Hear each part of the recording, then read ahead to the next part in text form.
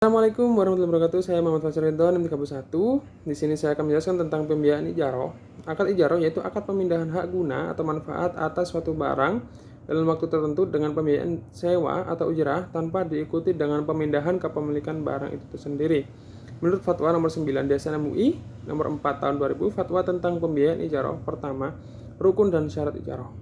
Terdiri dari singkat ijaroh yaitu ijab dan qabul berupa pernyataan dari kedua belah pihak yang berakad berkontrak baik secara verbal ataupun dalam bentuk yang lain. Yang kedua, pihak-pihak yang berakad terdiri atas pemberi sewa atau pemberi jasa atau penyewa dan pengguna jasa. Yang ketiga, objek akad ijaroh adalah manfaat barang dan sewa atau manfaat jasa dan upah. Penjelasan kedua tentang ketentuan objek ijaroh terdiri dari objek ijaroh adalah manfaat dari penggunaan barang atau suatu jasa.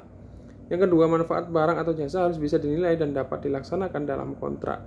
Yang ketiga, manfaat barang atau jasa harus bersifat dibolehkan atau tidak diharamkan oleh agama.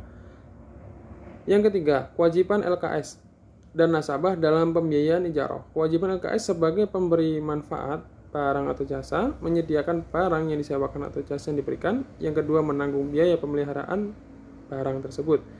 Yang kedua, kewajiban nasabah sebagai penerima manfaat barang atau jasa, yaitu yang pertama membayar sewa atau upah dan bertanggung jawab untuk menjaga keutuhan barang serta menggunakannya sesuai kontrak.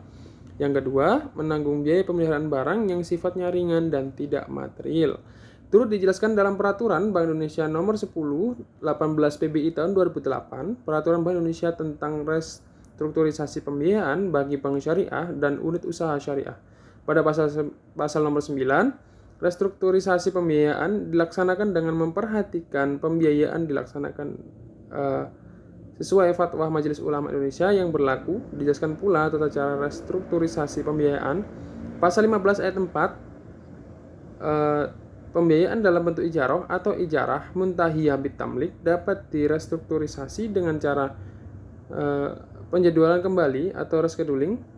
Yang kedua, persyaratan kembali atau reconditioning, dan yang ketiga, penataan kembali atau restructuring.